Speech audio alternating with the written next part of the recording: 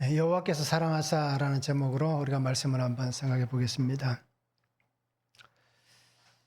우리 성도님들은 유혹을 피하는 방법을 아십니까? 유혹을 피하는 방법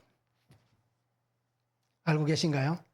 좋은 방법이 있으면 좀 가르쳐 주시기 바랍니다.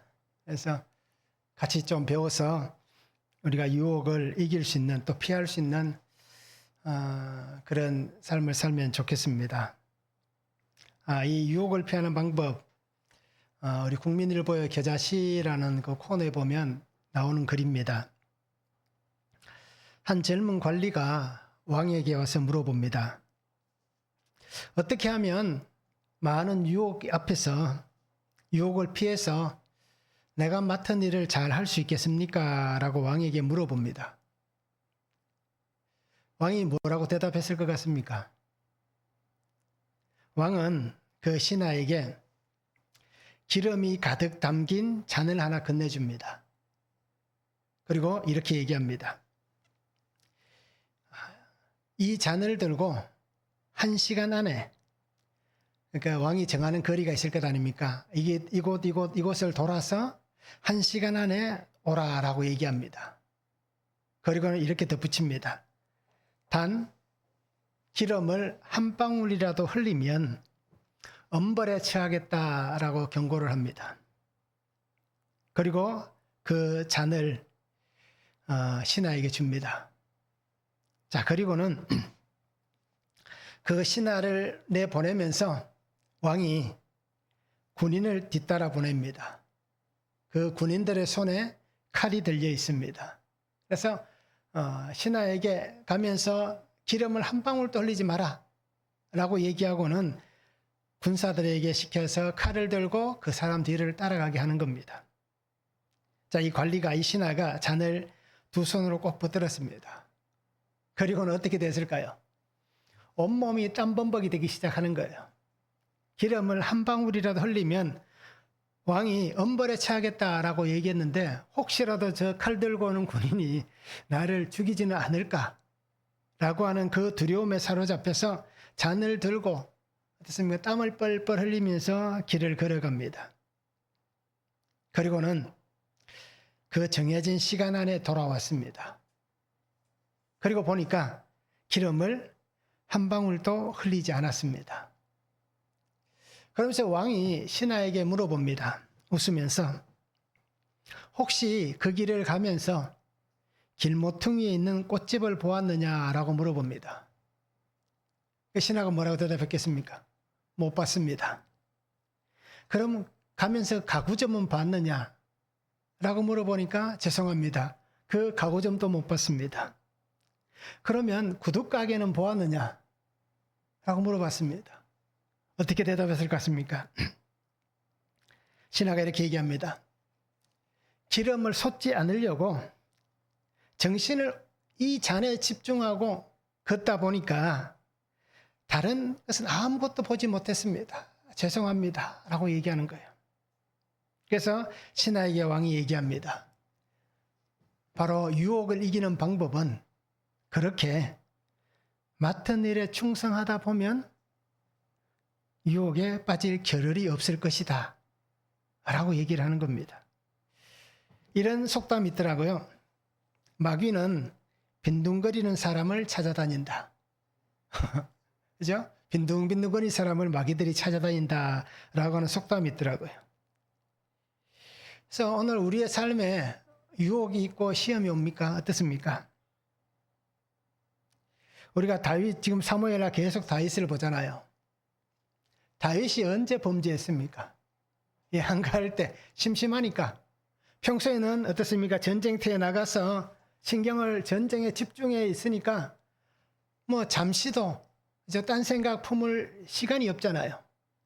그런데 전쟁에 나가지 않고 궁궐에 있으니까 늦잠 자고 쓸데없이 왔다 갔다 하다 심심하니까 그죠? 죄를 범하게 됩니다. 이럴 때 유혹, 시험은 뭐 저에게도 마찬가지고 우리 성도님들에게도 똑같을 거예요. 한가하면 그죠? 이러한 일들이 찾아오는 겁니다. 그리고 또 물질이 또 너무 많으면 또 그런 일이 생겨날 수도 있을 거예요. 그래도 어떻습니까? 그래도 좀 많아봤으면 좋겠다 라고 하시는 그런 마음들이 있을 거예요. 그래서 오늘 우리가 이렇게 왕은 그저 집중해서 일하면 유혹을 피할 수 있을 것이다 라고 얘기하지만 성경은 뭐라고 얘기합니까? 유혹을 이길 수 있는 힘은, 방법은 뭡니까? 성경은 말씀밖에 없는 거예요. 예수밖에 없습니다. 그래서 예수님 말씀하셨잖아요. 내가 세상을 이겼다 라고 말씀하시잖아요. 그래서 오늘 우리가 유혹을 이길 수 있는 길은 오직 예수님밖에 없습니다. 그래서 예수님처럼 거룩을 입고 예수님처럼 유혹을 이길 수 있는 그런 삶을 살아야 되는 겁니다. 예수님을 넘어뜨리게 하기 위해서 마귀가 얼마나 많이 시험을 했습니까? 그런데도 전혀 그것에 흔들리지 않았잖아요. 그러니까 오늘 우리 성도님들도 하나님께만 집중할 수 있기를 원합니다. 그러면 우리의 삶에 일어나는 수많은 유혹들을 우리가 잘 이겨낼 수 있으리라 생각을 합니다. 말씀을 한번 보시기 바랍니다. 다윗과 밧세바 사이에 솔로몬이 태어납니다. 하나님께서 그를 사랑하셔서 여드디아라라는 이름을 주십니다. 자, 요압은 랍바성을 점령하고 이제 완전 정복은 아닙니다. 그래서 전령을 보내서 다윗에게 이 랍바성을 점령하라라고 그렇게 통지를 합니다. 그래서 다윗은 군사를 몰고 내려와서 그렇게 어떻습니까? 랍바를 점령하고 암몬 왕에게 있던 그 왕관을 빼앗아서 씁니다. 그리고는 마지막에 그 백성들을 노역을 시켰다라고 오늘 성경은 말씀하고 있습니다. 자, 하나님의 사랑 가운데 살려면 우리가 어떻게 해야 되느냐? 첫 번째는 책임지는 사랑을 해야 됩니다. 24절 25절입니다. 다윗이 그의 아내 밧세바를 위로하고 그에게 들어가 그와 동침하였더니 그가 아들을 낳음에 그의 이름을 솔로몬이라 하니라. 여호와께서 그를 사랑하사 선지자 나단을 보내 그의 이름을 여디디아라 하시니 이는 여호와께서 사랑하셨기 때문이라 라고 말씀합니다. 자, 오늘 말씀은 하나님께서 다윗을 사랑하시듯이 다윗도 그의 아내를 끝까지 사랑하는 그 사랑에 대해서 24절 25절에 얘기하는 겁니다. 그러면서 그가 사랑하는 여인을 위해서 어떻게 하는지를 한번 보시기 바랍니다. 자, 다윗은 자신의 죄 때문에 지금 일어난 일들 앞에서 어떻습니까? 하나님 앞에 내가 죄인입니다. 하나님 앞에 용서를 구하고 하나님의 긍휼의 은혜를 입었습니다. 밧세바는 어떻게 됐습니까? 어떻게 보면 다윗이 강압적으로 했다라고 우리가 생각할 수도 있지만 어떻습니까? 충분히 이 여인도 그 죄에 동조했다라고 볼 수 있는 거예요. 그러니 밧세바는 자신의 죄로 인해서, 죄의 결과로 인해서 남편이 죽었습니다. 그리고 아이가 태어나자마자 일주일 만에 죽는 참혹한 시간을 보냈습니다. 만약 하나님께서 이 다윗과 밧세바 이 두 사람을 용서하시지 않았다면 과연 그들의 삶에 내일이라는 소망이 있겠는가라는 것입니다. 육신의 삶을 살면서 내일이 있을 수는 있겠지만 하나님을 믿는 사람들에게 있어서 하나님이 용서하시지 않는다면 그 삶에 내일이라는 그러한 은혜가 있겠는가라는 것입니다. 하나님은 이 두 사람의 죄를 용서해 주셨습니다. 그리고 그 후에 다윗은 자신도 어떻습니까? 슬픔으로 그렇게 몸부림쳤지만 특별히 밧세바를 위로하고 있다라고는 성경은 얘기합니다. 아마 다윗보다 밧세바의 슬픔이 더 컸을 거예요. 그러니 오늘 다윗이 그녀를 위로하는 것입니다.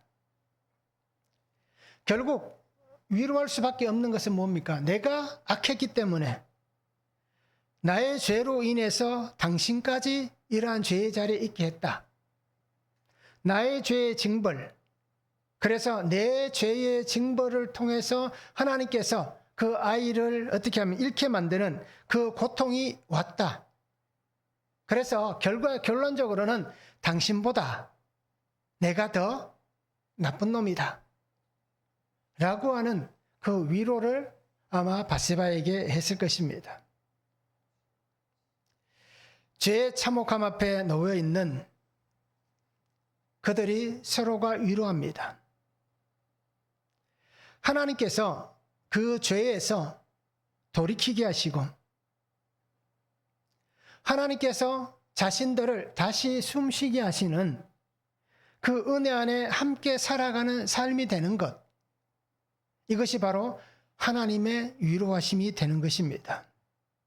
결국 다윗이 바세바를 위로하고 있지만 하나님은 이 두 사람을 어떻게 합니까? 함께 위로해 주시고 있다라는 것을 말씀하고 있는 것입니다. 그러면서 하나님은 그들을 위해서 하나님께서 또 다른 삶의 은혜를 준비해 주셨습니다. 죄에 대한 벌은 분명히 있습니다. 그리고 오늘 우리가 그리스도인들이 분명히 잊지 말아야 될 것은 내가 예수 믿으면 내가 죄 지은 것 다 용서해 주시니까 괜찮다라고 생각하면 안 되는 거예요. 성경에 있는 모든 말씀을 잘 보시기 바랍니다. 그 죄에 대한 용서는 하십니다. 그렇지만 그 죄에 대한 벌은 우리가 감당해야 되는 겁니다. 이것이 성경의 말씀인 거예요. 그래서 오늘 우리가 분명히 잘 기억하시기 바랍니다. 내가 죄를 짓고 하나님 앞에 용서를 받아도 그 죄에 대한 결과는 누구 책임입니까? 내 책임인 거예요. 그러면 그 책임을 분명히 자신이 져야 되는 것입니다. 그래서 하나님은 그들에게 죄로 인해서 징계를 받았지만 삶으로 다시 하나님께서 긍휼히 여기시는 이 긍휼의 은혜로 그들을 보시고 있는 것입니다. 그래서 하나님은 사람의 위로가 아닌 하늘의 위로를 그들에게 주십니다. 그 위로가 무엇입니까? 오늘 성경에 나와 있는 솔로몬입니다. 다윗과 우리아의 아내 바세바, 이 둘 사이에 태어난 아이는 죽이셨습니다. 그런데 다윗이 그의 아내 바세바와 사이에서 태어난 솔로몬은 하나님이 살게 하시는 거예요. 그러면서 다윗이 그 아들 솔로몬의 이름을 지은 것은 평화라는 뜻을 가지고 있습니다. 결국 이 얘기는 뭡니까? 하나님께서 나와 바세바 사이에 하나님이 이 죄에 대한 벌을 우리에게 허락하셨지만 그러나 하나님이 다시 우리에게 위로하시고 은혜 주시면서 하나님의 평화가 오늘 이 아이를 통하여서 우리 가정에 임하였다 라는 것을 고백하는 다윗의 고백인 것입니다. 그래서 솔로몬이라는 이름을 짓게 되는 것입니다. 그런데 하나님은 더 큰 위로를 준비하십니다. 그게 무엇입니까? 나단 선지자를 보내십니다. 그러면서 그의 아들 솔로몬의 이름을 여디디야라고 불러주십니다. 여호와의 사랑을 받는, 여호와께서 사랑받는 자, 하나님께서 사랑하시는 자, 하나님의 사랑을 입은 여디디야라는 이름을 통해서 하나님은 더 큰 위로를 그들에게 주시고 있는 겁니다. 그러면서 오늘 하나님께서 다윗에게 하나님과 끊어졌던 관계가 회복되는 은혜를 주시고 있는 것입니다. 하나님의 평화가 임하고요. 하나님의 평안이 임하고 하나님의 위로가 임합니다. 그리고 하나님의 사랑이 임합니다. 그 은혜 안에서 하나님께서 좌절하고 주저앉고 무너지는 자가 아니라 회복시켜서 다시 세우시고 일으키시는 하나님의 은혜를 주시고 있습니다.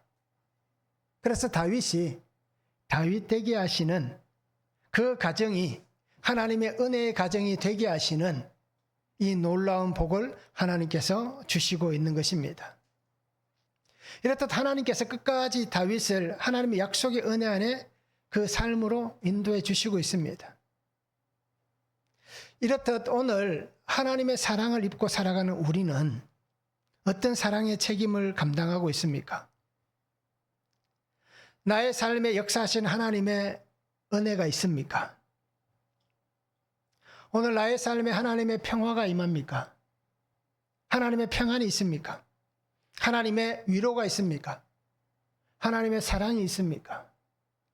예수님께서 말씀하셨잖아요. 세상이 줄 수 없는 평안을 내가 너희에게 주노라 라고 말씀하고 있잖아요.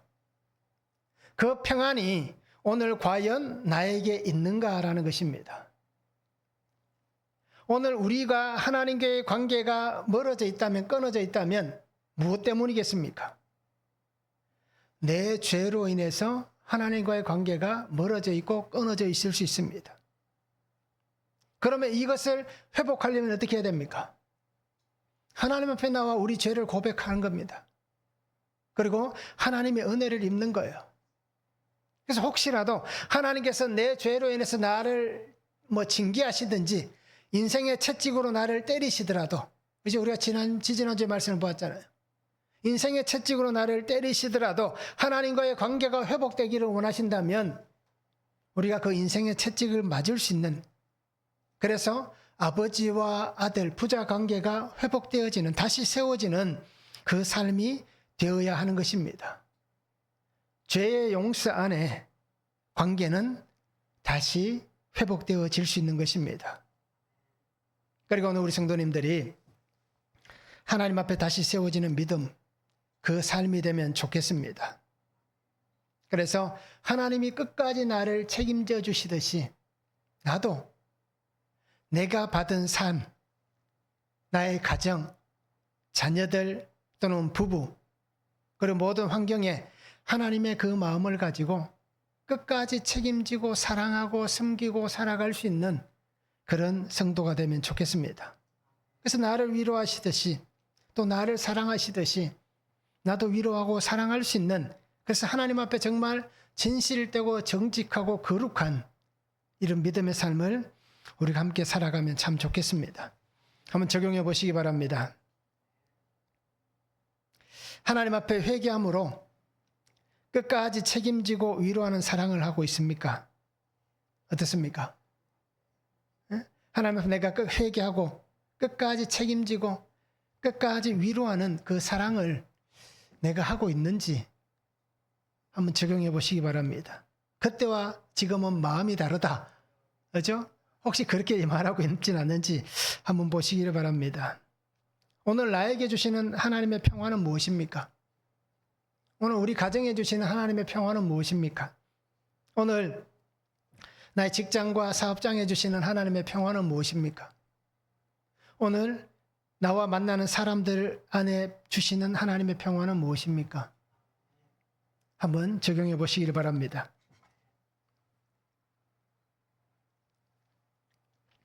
두 번째는 하나님께서 승리를 이루어 가십니다. 26절에서 28절입니다. 요압이 암몬 자손의 랍바를 쳐서 그 왕성을 점령하며 요압이 전령을 다윗에게 보내 이르되 내가 랍바 곧 물들의 성읍을 쳐서 점령하였으니 이제 왕은 그 백성의 남은 군사를 모아 그 성에 맞서 진치고 이 성읍을 쳐서 점령하소서. 내가 이 성읍을 점령하면 이 성읍이 내 이름으로 일컬음을 받을까 두려워하나이다 라고 말씀합니다. 자, 요압이 암몬 자손의 랍바를 공격합니다. 그리고 이 랍바를 점령합니다. 자, 이 암몬 자손과의 전쟁은 이렇게 금방 일어난 것이 아닙니다. 우리가 알다시피 이미 앞서서 다윗이 범죄하기 바세바 사건 이전부터 어떻습니까? 암몬과의 전쟁이 시작되었었습니다. 그래서 이 전쟁의 시간이 지금까지 계속해서 몇 년 동안 연결되어져 있다라는 것입니다. 사무엘하 11장 1절에 말씀하잖아요. 그 해가 돌아와 왕들이 출전할 때가 되매 다윗이 요압과 그에게 있는 그의 부하들과 온 이스라엘 군대를 보내니 라고 말씀하는 거예요. 그래서 이미 전쟁은 범죄 전 시작되었다라는 것을 성경은 얘기합니다. 그래서 계속적으로 지속적으로 일어납니다. 우리가 알듯이 한번 전쟁에서 끝까지 밀어붙여서 끝내는 전쟁이 아니었습니다. 어느 지역을 점령하면 그 지역을 점령하고 다시 휴식기를 가지고 또 다시 재정비해서 또 전쟁을 일으켜서 또 어느 정도의 점령을 하면 또 휴식기를 가지고 그런 시간들을 지금까지 보내온 겁니다. 그러면서 이제 어떻습니까? 역대상 20장 1절 말씀 같이 해가 바뀌어 왕들이 출전할 때가 되매 요압이 그 군대를 거느리고 나가서 암몬 자손의 땅을 격파하고 들어가 랍바를 에워싸고 이제 전쟁의 막바지까지 이른 그 상황이 오늘 본문이고 또 역대상 20장의 말씀입니다. 그래서 이제 마지막 승리의 순간을 눈앞에 두고 있는 상황입니다. 랍바는 암몬의 수도입니다. 그래서 오늘 성경에 보면 물들의 성읍이라는 표현이 있습니다. 이 랍바에는 요단강 동쪽, 야복강은 들어보셨잖아요. 야곱이 그죠? 하나님 앞에 기도할 때 있었던 야복강. 그 야복강 어떻습니까? 그 상류에 건설된 수도입니다. 그래서 이 도시는 어떤 물을 가지고 있는, 그래서 물을 통해서 그 지역을 다스리는 수도였습니다. 그리고 물들이 있는 곳이다 보니까 평지입니다. 그래서 역세계사에 보면 이 지역은 전쟁에서 여러 번 피할 수밖에 없는 지형이었다라고 그렇게 얘기를 하고 있습니다. 자, 하나님은 다윗의 범죄하는 삶의 시간 속에서도 어떻게 하셨습니까? 하나님의 약속하신 말씀대로 전쟁의 승리를 계속해서 이어오고 있습니다. 다윗이 범죄했기 때문에 하나님께서 너에게는 이 땅을 줄 수 없다라고 해서 그 전쟁, 암몬과의 전쟁에서 패하게 한 게 아니라 하나님의 약속대로 하나님은 그 전쟁을 지금까지 승리하게 하셨고 이제 그 승리의 마침표를 찍기를 원하고 계십니다. 그 이유가 분명합니다. 사무엘하 7장 9절과 11절에 보면 내가 가는 모든 곳에서 내가 너와 함께 있어 내 모든 원수를 내 앞에서 멸하였은즉 땅에서 위대한 자들의 이름같이 내 이름을 위대하게 만들어 주리라. 너를 모든 원수에게서 벗어나 편히 쉬게 하리라. 다윗과의 언약을 통해서 하나님이 분명히 하신 말씀이에요. 내 모든 원수를 내 앞에서 그죠? 다 물리쳐 주겠다. 그래서 너는 모든 원수에게서 벗어나서 편하게 쉬게 될 것이다. 편히 쉬게 될 것이다. 전쟁은 있겠지만 너는 편할 것이다 라고 얘기합니다. 우리가 알듯이 다윗은 전쟁의 왕입니다. 그렇잖아요. 평생을 전쟁을 했습니다. 그래서 그가 살아온 모든 시간을 보면 그의 삶에 전쟁을 빼고 얘기할 만한 삶은 없습니다. 골리앗과의 전투부터 시작되는 거예요. 어린 시절 10대 때부터. 그러니까 평생을 전쟁을 하며 살았습니다. 그런 그에게 하나님께서 이 전쟁에서 어떻습니까? 편히 쉬게 하겠다. 전쟁은 생명을 보장할 수 없는 것입니다. 왕이라 할지라도 적군의 군사력이 강하면 그죠? 왕도 죽을 수밖에 없는 거예요. 그런데 하나님께서 이 전쟁 모든 원수에게서 너를 편히 쉬게 하겠다. 이 말만큼 위로와 은혜가 되는 말이 어디 있겠습니까? 약속이 어디 있겠습니까? 이렇듯 하나님은 그 약속하셨던 약속이 변하지 않는 하나님의 은혜를 다윗에게 주시고 있는 것입니다. 그러면서 하나님께서 오늘 성경에 보니까요, 요압의 마음을 만지시는 거예요. 자, 이 전쟁터에 나가 있던 요압이 이 성을 자기가 차지해도 상관이 없는 거예요. 자기가 군사령관으로 나갔잖아요. 그러면 왕의 명령을 가지고 왕의 어떤 위임을 가지고 나온 전쟁터이기 때문에 자신이 그 수도 랍바, 암몬 그 땅을 정복해도 상관이 없어요. 왜요? 왕의 이름으로 나왔으니까 내가 점령해도 왕이 점령한 것이 되니까 전혀 문제가 될 것이 없습니다. 그런데 하나님께서 요압의 마음을 만지시는 겁니다. 또 요압은 어떤 마음이 있을까요? 이 암몬 전쟁에서 누가 죽었습니까? 우리아가 죽었잖아요. 결국 그 우리아를 죽일 때에 다윗의 어떤 명령에 동조한 사람이 요압인 거예요. 그 범죄가 그러니까 완전 범죄는 아니죠. 완전 범죄가 되게 만들 그 동조자가 바로 이 요압이었던 겁니다. 그러면 이 요압은 어떻습니까? 다윗의 약점을 가진 자입니다. 우리가 알듯이 다윗은 왕이었지만 평생을 요압에게 전전긍긍했습니다. 요압의 힘을 어떻게 할 수가 없었어요. 그러다 보니까 그 솔로몬 자기 아들에게 부탁을 하잖아요. 나는 이 요압에게 어떻게 하지 못했는데 내가 이 요압에게 어떻게 좀 해줬으면 좋겠다 라고 아들에게 부탁을 하는 거예요. 마지막 죽으면서. 결국 요압은 누구 손에 죽습니까? 결국 솔로몬 손에 의해서 제거가 되는 거예요. 자, 이렇듯 오늘 이 요압은 엄청난 사람인 거예요. 그런데 하나님께서 이 요압에게 그의 삶을 만지시는 겁니다. 어떤 것을 만지십니까? 질서를 세우는 겁니다. 하나님의 질서, 위로부터 주어진 질서에 순종하게 만들고 있습니다. 그래서 요압이 그렇게 고백하잖아요. 내가 이 성을 점령하면 이 성읍이 내 이름으로 일컬음을 받을까 두렵습니다. 그러니 왕이 내려오셔서 이 성을 점령하시면 좋겠습니다. 라고 얘기합니다. 이렇듯 하나님은 하나님께서 준비하신 승리의 기쁨을 철저히 회개하고 돌아온 하나님의 사람 다윗에게 주시는 겁니다. 요압에게 이 기쁨을 주지 않습니다. 하나님은 이 기쁨을 다윗에게 주시고 있는 겁니다. 오늘 우리의 삶에도 수없이 많은 전쟁들이 있습니다. 육적인 전쟁이 있고요, 영적인 전쟁들이 있습니다. 우리의 삶에 육체적 삶의 사건들이 참 많이 일어납니다. 그리고 영적인 사건들도 참 많이 일어납니다. 우리는 이 끊임없는 전쟁의 소용돌이에 빠져서 그 속에서 살아가고 있습니다. 왜 전쟁이 일어납니까? 가장 먼저는 내 욕심 때문에. 그리고 또 다른 것은 무엇입니까? 나를 무너지게 하기 위한 그런 일들이 있는 것입니다.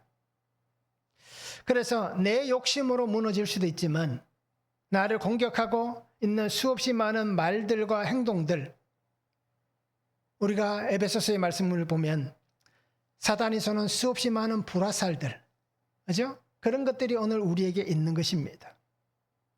그리고 오늘 성도님들이 말씀을 붙잡지 않으면 우리는 이 전쟁에서 이길 수가 없는 겁니다. 다윗이 이 전쟁에서 승리할 수 있었던 것은 하나님 앞에 있기 때문에, 하나님 앞에 돌아왔기 때문에 전쟁에서 승리할 수 있었던 것입니다. 그래서 오늘 우리는 이렇게 살면 좋겠습니다. 데살로니가전서 5장 6절 말씀같이 그러므로 우리는 다른 이들과 같이 자지 말고 오직 깨어 정신을 차릴지라. 정신 차리고 살면 좋겠습니다.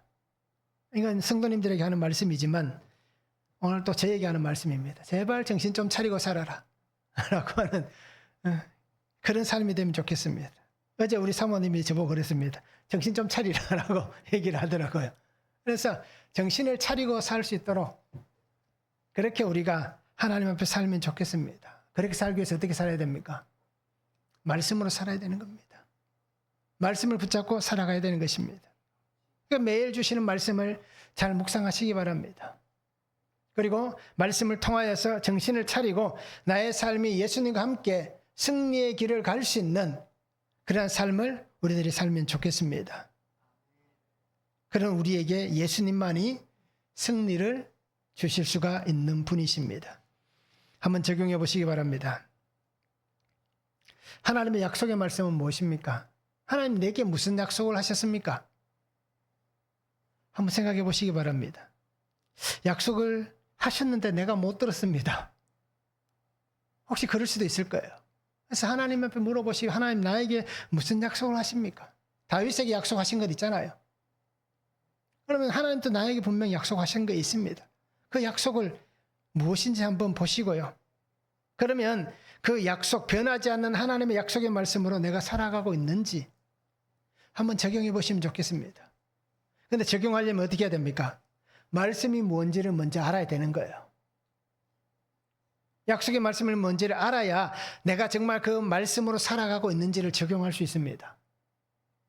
그렇게 한번 말씀을 잘 찾아보시기 바랍니다. 죄를 이기는 힘은 무엇입니까? 정신을 차려야 될 일은 무엇입니까? 하나님께서 하셨다라고 고백되어지는 일은 무엇입니까? 어떻습니까? 내가 죄를 이길 힘은 무엇인지, 내가 정신을 차려야 될 일은 무엇인지, 나에게 있는 모든 것을 다 하나님께서 하셨습니다라고 고백되어지는 그 일들은 무엇인지 하나씩 하나씩 한번 적용해 보시기를 바랍니다. 세 번째는 환경에 도취되면 하나님에게서 멀어질 수도 있습니다. 29절에서 31절입니다. 다윗이 모든 군사를 모아 랍바로 가서 그곳을 쳐서 점령하고 그 왕의 머리에서 보석 박힌 왕관을 가져오니 그 중량이 금 한 달란트라. 다윗이 자기의 머리에 쓰니라. 다윗이 또 그 성읍에서 노략한 물건을 무수히 내오고 그 안에 있는 백성들을 끌어내어 톱질과 스레질과 철도끼질과 벽돌 구이를 그들에게 하게 하니라. 암몬 자손의 모든 성읍을 이같이 하고 다윗과 모든 백성이 예루살렘으로 돌아가니라 라고 말씀합니다. 다윗이 군사를 모아서 랍바를 점령합니다. 그런데 오늘 성경에 보니까 그 암몬 왕의 머리에 쓰고 있는 보석 박힌 왕관을 가져와서 자기 머리에 썼다라고 얘기합니다. 자, 성경은 이 왕관의 무게가 중량이 금 한 달란트다라고 얘기합니다. 금 한 달란트면 몇 킬로나 될까요? 한 34kg 됩니다. 이 시대마다 조금 측정하는 방법에 따라서 달라집니다. 그래서 30kg에서 뭐 35kg 요 사이를 왔다 갔다 합니다. 그래서 우리는 보통 뭐 이렇게 한 34kg 정도 된다라고 얘기를 합니다. 지금 얘기하면 금이 34kg면 얼마일까요? 엄청나겠지요? 자, 그런데 그 가격을 떠나서 머리에 34kg를 들고 썼다. 어떻게 되겠습니까? 목이 꺾일 수도 있습니다. 그런데 다윗이 그 왕관을 머리에 썼다라고 얘기를 합니다. 그리고 암몬의 백성은 톱질, 스레질, 철도끼질, 벽돌 구이를 하게 했다라고 얘기합니다. 자, 전쟁에서 승리했습니다. 그런데 다윗은 지금 어떤 상황입니까? 죄 가운데 있다가 하나님의 은혜로 겨우 어떻습니까? 죄 용서함을 받고 하나님 앞에서 그래도 그나마 이제 좀 괜찮아지고 있는 그런 상황입니다. 그런데 참 사람은 어쩔 수 없는 것 같아요. 그죠? 조금 전의 상황과 지금 다를 수밖에 없는 것이 인간인 것 같습니다. 그건 뭐 저도 그렇고 우리 성도님들도 다 똑같을 거예요. 그래서 오죽하면 화장실 들어갈 때와 나올 때 마음이 다르다라고까지 얘기를 하겠습니까? 다윗이 승리의 영광에 취해 있습니다. 이 승리의 영광을 누구에게 돌립니까? 하나님에게 돌리지 않습니다. 자기에게 돌리고 있습니다. 우리가 알듯이 다윗은 지금까지 전쟁이나 이런 것에서 승리하고 나면 어떻게 합니까? 금, 은, 놋그릇조차도 하나님께 드렸더라라고 얘기했습니다. 전쟁에서 얻은 모든 것들을 하나님을 위해서 드렸던 다윗이었어요. 그런데 오늘 왕관을 보고 나니까 어떻습니까? 하나님께 드리지 않고 자기 머리에 썼다라고 얘기합니다. 결국 인생은 숨만 쉬어도 죄를 짓는 인생이다라는 겁니다. 하와가 범죄할 때 어땠습니까? 사단의 게임에 빠져서, 뱀의 게임에 빠져서 선악과를 보니까 보암직도 하고 먹은직도 하였더라라고 얘기하잖아요. 눈으로 들어오는 겁니다. 죄는. 귀로 들어오는 겁니다. 죄는. 그래서 다윗도 그 왕관이 자신의 눈에 들어오는 거예요. 그리고는 자신의 업적을 대신할 만한 것으로 그것이 보여진 겁니다. 결국 이 왕관을 내 머리에 썼다는 것은 내가 이 땅을 정복했기 때문에 이 승리는 내가 쟁취한 승리다라는 것을 사람들에게 보여주는 겁니다. 자신의 승리다라고 하는 영광을 자신이 취하고 있는 이 다윗을 오늘 성경은 말씀해 주고 있습니다. 자, 그러면서 우리가 성경에서 보듯이 31절에 말씀하잖아요. 백성을 끌어내서 톱질, 스레질, 철도끼질, 벽돌구이를 하게 하였다. 이것은 두 가지 해석이 있습니다. 하나는 우리가 그냥 일반 통상적으로 해석하는 노역을 시키는 것, 와서 노예로 일시키는 그 일을 얘기할 수 있고요. 또 하나는 뭐냐면 전쟁 포로들을 처벌하는 살인 행위를 표현할 때 이런 표현을 또 씁니다. 그래서 마지막에 보면 어떻습니까? 벽돌 구이를 시켰다라고 하는 것은 이방의 신들이 불 앞에 아이를 태워서 죽이잖아요. 그와 똑같이 바로 전쟁 포로들을 살육했다라는 표현으로 그들을 불 속에서 죽였다라는 표현도 있습니다. 그래서 이 두 가지의 표현이 같이 있다라고 주석은 얘기를 하더라고요. 근데 오늘 우리는 조금 더 유하게 해석을 하면 좋겠습니다. 전쟁의 포로들을 노역을 시켰다. 그런데 앞에 다른 성경에도 보면 다윗이 전쟁 포로들을 죽이는 장면들이 분명히 있긴 있습니다. 자, 이렇듯 다윗은 어떻게 보면 외적인 전쟁에서 승리를 했습니다. 그런데 외적 전쟁에서 승리하고 그의 내면은 탐욕과 교만이 있는 것을 보여줍니다. 그래서 자신 속에 있는 탐욕과 교만이 내면적으로 있던 그것이 그저 외적 전쟁에서 승리하고 나서 외적인 모습으로 보여지는 겁니다.